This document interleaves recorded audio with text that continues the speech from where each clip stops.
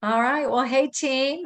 It is Dee Korchan here for our Coaches Out for Change, our team time Monday night. We come together for 7:28, and today is October 3rd. So I'm excited. We've got a new month ahead of us. So I'm hoping that you have your map done. It's actually recommended in the Set for Success boot camp that started this past Saturday. It was recommended that we do our map, our monthly action plan on the last day of the month. So encourage you to do that. If you haven't done it yet, send it on over to your mentor because it's your roadmap. We don't, what do they say? If you don't have a plan, any old road will get you there, right? To nowhere. So encourage you to do that. And we had a really good month of September. It's kind of weird out there these days, right? It's just kind of weird what's going on with the economy and the mindset of individuals. But you guys are out there, you're reaching, you're continuing to touch people, continuing to bring on new clients and coaches. And we had 13 of our coaches have over 10,000 in frontline volume. So that's our 10K club. We call that our Big Thinkers Club. And what that means is helping a lot of people, which opens the door to potentially more coach candidates, which opens the door to potentially more people getting healthy, which is what we are all about. We had 2 new leadership ranks, and I'm hoping she is on. We'll be able to hear from one of them tonight. We are getting super excited for Awaken 2022, which starts this week. People coming in on Thursday into Atlanta. So Dawn, I can't see you on here, but Dawn Crain, are you on the call yet? If you could unmute. I'm here. Can you see me? Yeah, there you are. So Dawn, let me introduce you for a second. So Dawn lives down in Jacksonville, Florida, and she is joined our team as a coach with Jennifer Sicilian as her mentor a couple of months ago. I'm going to let you share her story, or let her share her story. But she has just been on fire sharing this gift. When you want to be reminded about why do we share Optavia and coaching, Dawn is a great example. So Dawn was stretching and running. She's coming to Awaken this week. So we're excited to hear your story and celebrate you, Dawn. Thank you. I'm honored to be here. I'm honored that you asked me to share my story, and I'm excited. My story is that I've basically kind of struggled with weight and food for a long time. And I used to do figure competing years ago, and it was kind of up and down with the weight, bulking and leaning out, and the food was terrible. And once I got off it, I just kind of went just back to not such great eating habits, and was not eating good at all. Definitely did not eat 6 times a day. I ended up putting on more weight than I ever had before. And I was very uncomfortable hiding in big shirts and big clothes. And I still have a whole closet full of big clothes I'm trying to get rid of. I went to a doctor appointment. The nurse practitioner that I had seen for many years was half the size. I said, Amy, what are you doing? And she shared her coach's number with me and said she was on this plan. I called my coach, who's now my coach, Jennifer, and this just was the best thing for me to have a coach and everything, and just a structured plan was what I needed. I needed structure. I needed a coach. I needed the encouragement. I needed the community. And I know a lot of people out there need that. They can't do it on their own. I'm not able to do it on my own. And my coach during the my journey was asking me to be a coach, and I would say, well, maybe at some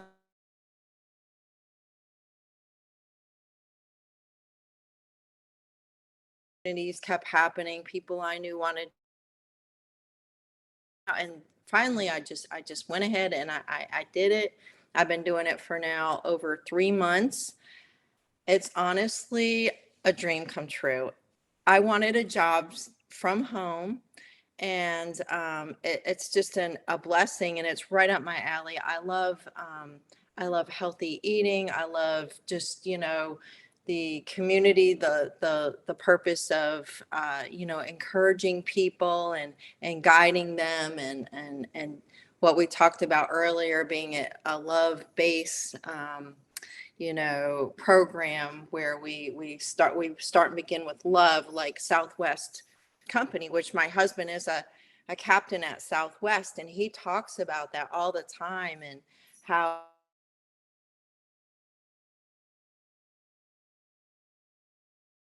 mirroring that, and how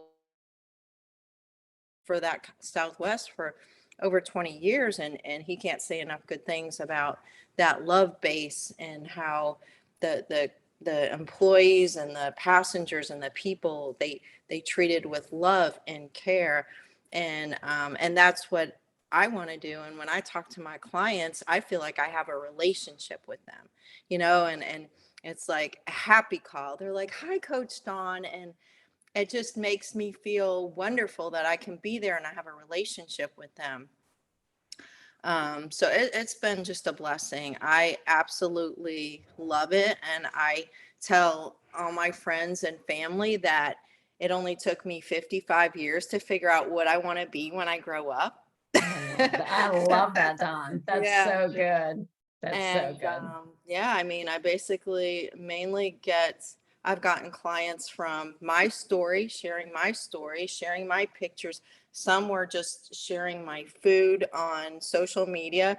I had one friend who was hemming and hawing about doing the plan until she saw I posted a cheeseburger on lettuce, and said, if I can eat that, I want in. And so she's on the plan. And another friend is just signing up today. And my husband also kind of, he went on the plan and lost weight, so he helps me get clients, and clients help me get clients. And There you go. And you just signed up your first coach too. So that's right, I got my yeah. first coach. Yeah. So And yeah, well, thank you. Thank you. Thank thank you. you. So Yeah. excited for you, Dawn. And guys, what this reminds me of is your next executive director, right? 3 months from the time, right? From the time she said yes, right? So you just never know when it hits the right person, right? It's just Right. the right timing. So that's why we offer coaching, offer this so boldly. So congratulations, Dawn. And Thank you. her Thank coach you. is Jennifer Sicilian, who's in Italy right now. So we'll hear from Dawn or from Jennifer next time. But tonight we're going to talk about how a coach coaches coaches. So that's a bit of a tongue twister. And we have none other than Lori Cole, who is just so good at launching and supporting coaches. So I know you've got a full agenda for us, Lori, so I'm going to let you take it. We do. You knew when you saw that title, guys, you were like, it's our English teacher. There she goes again, right? I just thought it would be kind of fun. And I have to tell you, when Dee and I were chatting about this, I don't know about you guys, but sometimes I don't feel like I know what I'm doing there, So if you feel that way, could you just go to the chat and give me a 1, just say that you're nervous about coaching coaches? And I would be the first one to say that. But here's the thing, you guys, we're in a people business. And I would love to say tonight, I'm going to give you 10 tips. And if you do these, you will have 4 executive directors by this time next year. But people have stories in their head. Don't you feel that way too? There's like 2 versions of Lori. One wakes up and she's like, let's go get them. Woo, and then the other one is like, oh no, we can't do this. We're scared. This feels scary and hard, right?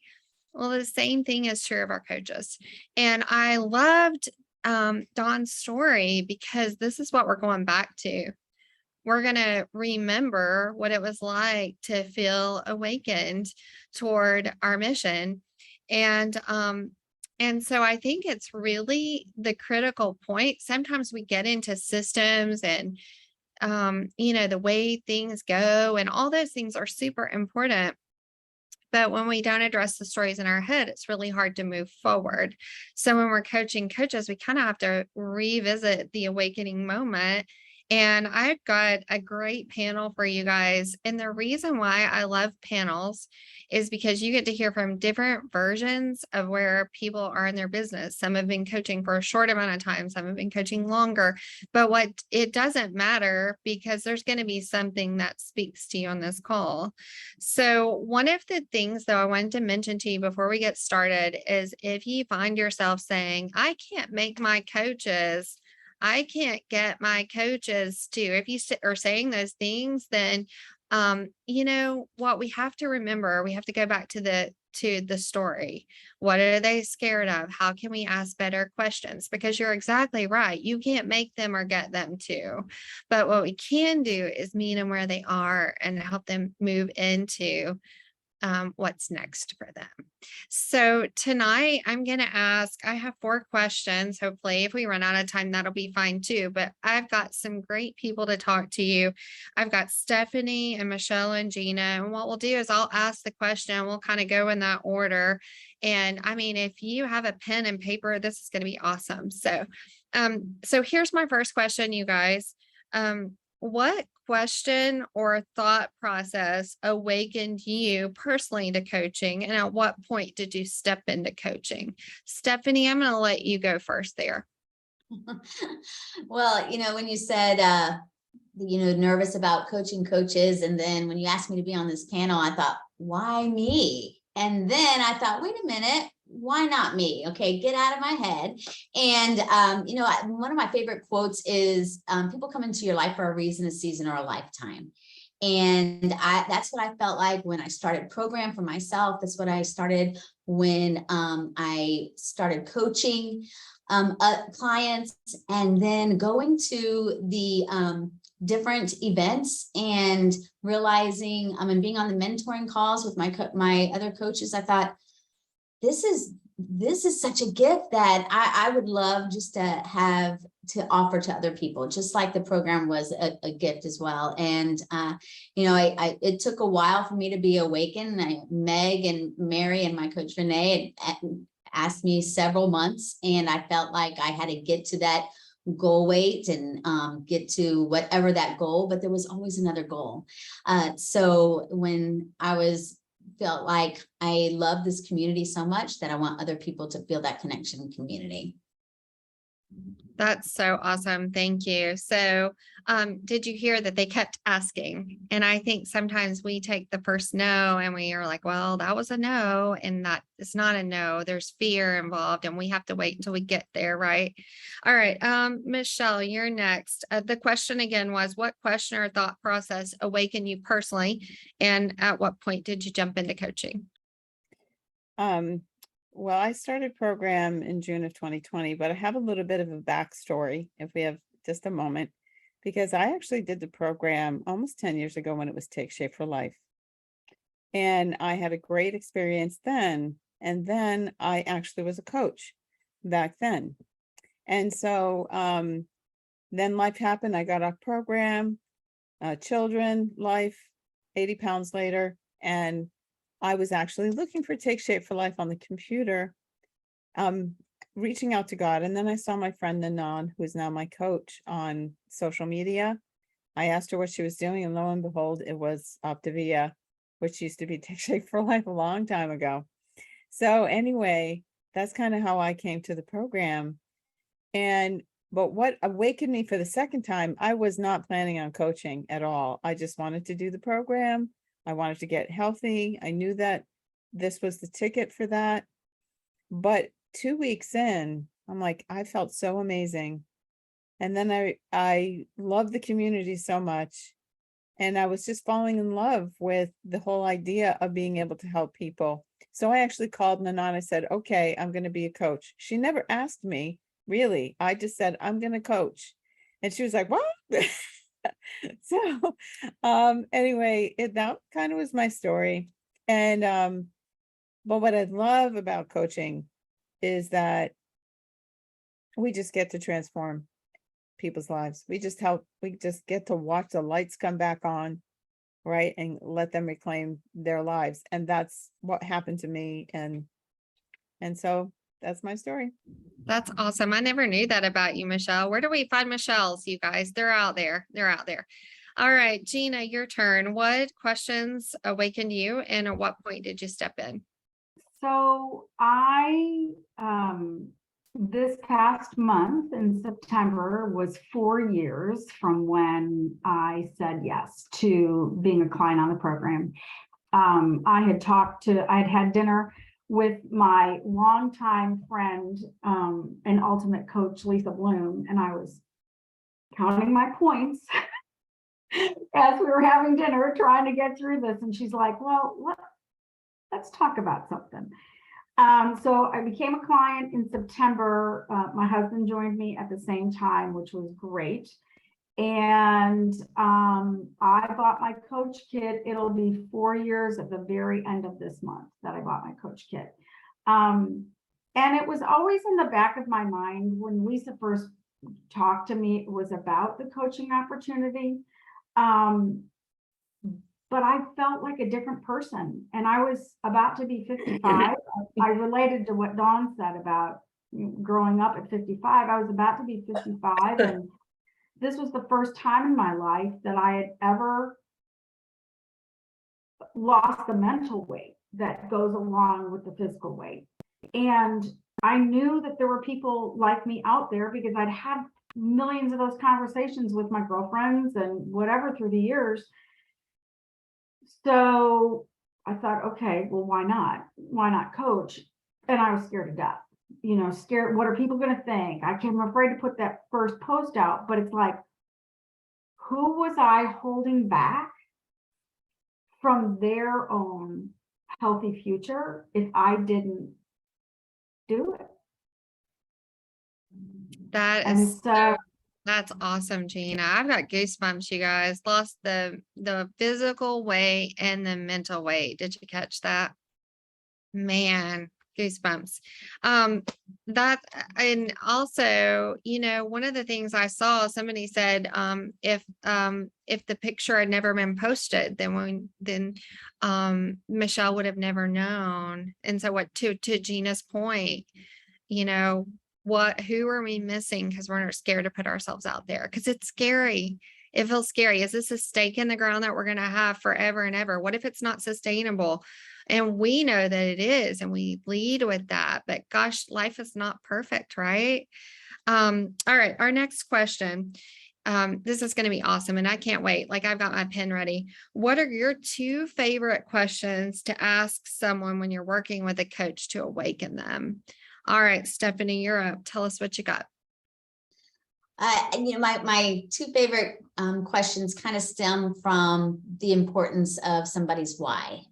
Our why is our core, and to get to that core, there's so many different layers.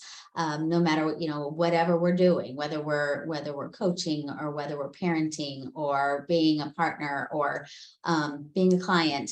And so my 2 favorite questions are, one is what's next?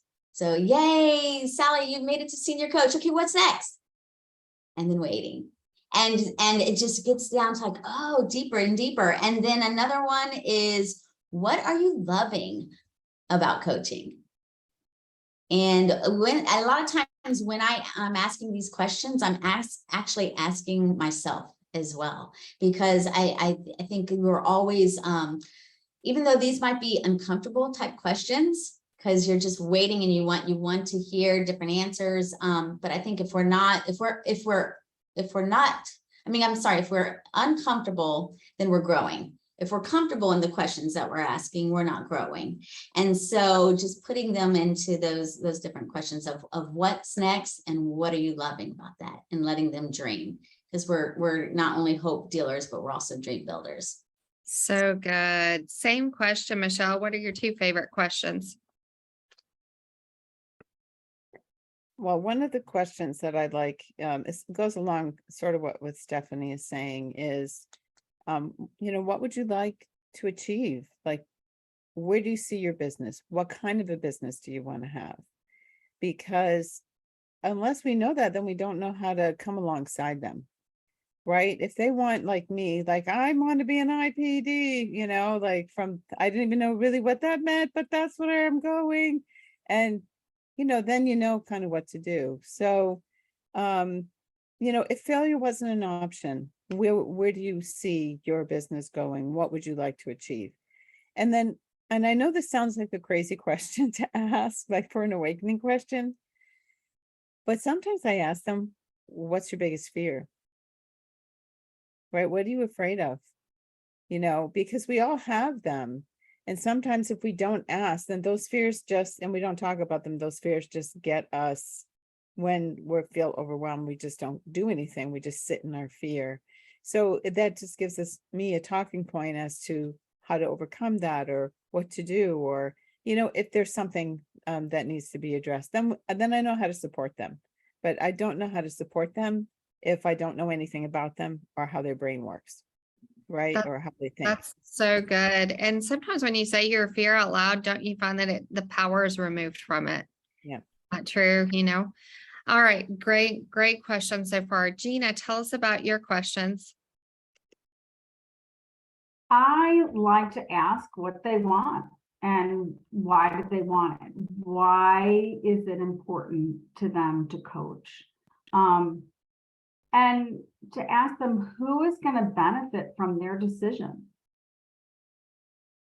That's so good. So here's what I heard, just summing it up, being your resident English teacher here. Gratitude. It starts with a heart of gratitude. We're so grateful for the people that we're linking arms with. The second thing, what do they want? Not what do I need them to have? But as soon as we turn loose of our agenda and focus on what they want, it's a win-win situation, right? So good. And then just getting into the linking arms, like Gina mentioned, how can we link arms and just everybody march forward so we can reach more people? This is so good. All right, our next question. What are some resources that you use to learn how to be a better coach, how to awaken, how to ask better questions? What are some of your favorite resources? Stephanie, your turn. I think one of my favorite resources are the celebration calls, not just celebrating new clients, but celebrating clients as they progress through the business, celebrating new coaches as well. Always getting other just, gold nuggets from my mentorship calls and the questions that they ask, and even how the coaches or the clients answer those questions. So I get a lot of that's a lot of awakening that happens in there. And another resource is showing up on team time and other events, and going to events as well, and just getting information from other people that have been coaching a whole lot longer and have gone through some of those fears that we all tend to have. Another resource I have, which I got from Meg, was making a "wouldn't it be cool if" list, and having that a running list, and asking them, say, okay, just have an open list of saying, wouldn't it be cool if, and then anything goes on that paper. And we all know about the power of writing that we always say about going into our life book and doing too. So having that list. That's awesome. Great ideas. I think that's an important point. When you see somebody doing something, you're like, I want to know more about that. You just go ask them, how do you do that? Tell me more about that. Inspire me. Help me learn how to do these things. So good. And that's what community is for. All right. Michelle, your turn. Yeah, some of the resources, obviously, I think this will be a recurring theme here on this talk, is showing up to trainings. Right, because gosh, we learned so much. I just feel like every time I get on here, I feel like a sponge. Right, I just learn more. I just, it's just amazing. I learned so much from every single person, and also, talking to my mentorship, and finding out, like, okay, I've got this person, I'm not sure what to do here. What kind of questions would you ask in this situation, right? And then the other thing is personal development. Because I am not, as people, I'm not that love person. Like, I felt I could so relate to that guy on the stage today, because I'm like, get it done, do like this, right? And I am learning to be warm and fuzzy. Okay, it's not my strong suit, so I have to learn. So the personal development, taking classes in courses like with the Habit Finders, learning about intrinsic validation, learning how to lead with love, and all of that has been so pivotal for myself to learn how to grow and ask questions. So that personal development piece, I feel like for all of us, is really huge. It should, we need to work on us to be better. Absolutely. That's so great. And mentorship is so important. Dee and I have been working together for 7 years now. And there are times that I've done the ugly cry last week. And, I go to Dee when I'm happy and I go to Dee when I'm sad, but I go to Dee and I don't stop and I ask hard questions. And sometimes we just sit together. So just remember that your mentor is there for all those times, the good ones and the bad ones and the in-between ones. The other thing I heard you say, Michelle, was listen to hear and not respond. It's so easy to think, oh, you got a problem, I'm going to solve that for you, instead of just really hearing and helping the person feel heard. That's so good. All right, Gina, tell us about your resources. So I think in terms of trying to awaken someone else to coaching, I like the Becca Tinter video. I also like to find one of the Health and Hope nights or the Habits of Health calls that might have someone that had been in their field that, or has a similar health story that they could hear the full trilogy and really kind of understand. And I agree with Stephanie and Michelle. Personal development is huge. Pre-coaching, I thought that was hokey. To quote Amy Kemp, when she asked me, did you think it was hokey? Yeah, I did. And now I can't imagine not doing it, because you learn so much about your own way of thinking and how to kind of rewrite those stories that we all tell ourselves. And then, of course, all of our trainings. I mean, I've never been in a situation where there's so many ways for us to learn to be better coaches, to be better mentors, to really reach people. And it's just given to us. That's right. The beauty of Optivia is that we have trainings. It's sometimes overwhelming. So finding the best ones, reaching out on the coach's page and just saying, I'm looking for a training about this. What do you recommend? And we all have seen enough to where we can help guide you in that. So that's so good. The trilogy videos are so important, and finding a trilogy video that'll speak following a tips call is a lot of times so helpful. All right, we're going to end with one more question. This is going to be kind of a quick one. If you're a newer coach or you have some fears about coaching coaches, I've asked these girls to tell you what tips that they could give you if you're just starting to coach coaches. What are a couple of tips? Stephanie, you're up. I think an important one is to hold space for your coaches and to meet them where they're at. I know we all know what is the potential, but this is not our journey, it's theirs. And we're, like Gina had mentioned earlier, that we're linking arms. So holding space for them. And then again, that in-time training, you learn as you grow, and not fire hose them with everything then too. And also to use your support thread. We have a mentorship model, and it's amazing. And to utilize that too, because it's all about connection and community and linking arms. So good. Michelle, how about you? What are the tips that you can give someone? Well, I could just say ditto, ditto, and ditto for everything that she just said. That's easy. Just write that little hashtags right down the line. But also, I think, just being open and vulnerable as a new coach. You know what? We all have to start somewhere, and it's okay to be new, and it's okay not to know. Right. And to think that we come into a situation thinking that, oh, I'm 56 years old, I should know how to do all this, right? Oh, I should have that knowledge. But the truth is, it's okay to be new. It's okay to be a learner, regardless of how old you are. And just to really lean into your mentorship, and don't be afraid to ask questions. And we all are here to support one another, and we all have to start somewhere. So it's okay to start where you're at. Absolutely. That's so good. And Gina, how about you? I third the motion here from Stephanie and Michelle. It is, you aren't going to know everything as a coach. That's why we're here. We're always learning.